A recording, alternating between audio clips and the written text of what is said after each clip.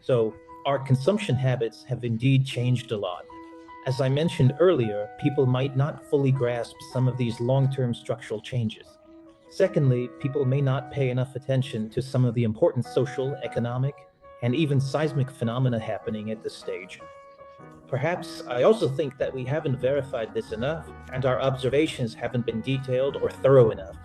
Thirdly, what do these changes mean for the consumer service industry? These challenges, opportunities, and risks, honestly, we haven't assessed them adequately or prepared sufficiently. Speaking of the first point, I personally believe that under future economic pressures, the situation will be quite severe. In the short term, it is indeed an unprecedented challenge. Not to mention the strengthening of the US dollar and the dollar entering a strong cycle, which puts pressure on our monetary policy.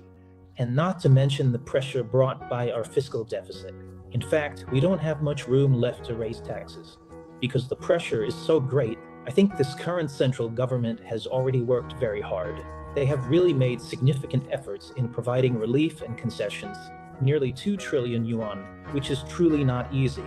Facing such huge pressure, they have still managed to reduce taxes and offer benefits to businesses, especially small and medium-sized enterprises. This really shows a sense of responsibility, and I think it's also a support system for SMEs. It's also like leaving a spark for the future of China's economy, a seed waiting to sprout. But in this process, there's still pressure. What is this pressure? First, small and medium-sized enterprises are under a lot of stress, especially as the market is trending downward. This is an era where the whole system needs to innovate. On one hand, we're seeing companies with relatively high debt. In the future, if your fund's cash flow and your interest coverage ratio can't cover your interest-bearing debt or your short-term liabilities, then these companies, those with weak balance sheets, will be in trouble. Companies with too much debt will face a high risk of elimination. There are many such companies, but I won't comment on them individually. I can't see them all. The second point is that this situation is bad for small and medium businesses. These small and micro businesses may not look strong, and their cash flow isn't very robust.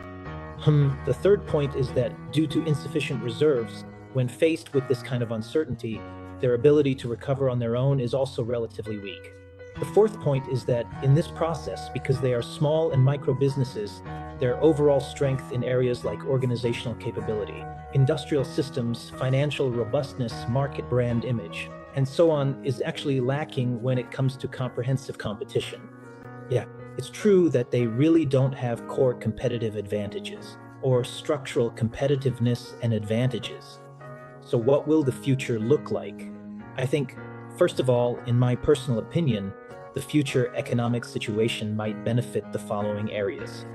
What will benefit first? Industries meeting essential, high-quality, frequent needs for people's livelihoods and infrastructure industries. For these companies, meeting essential, frequent needs for daily life will continue, and this will be key to China's future and economic development.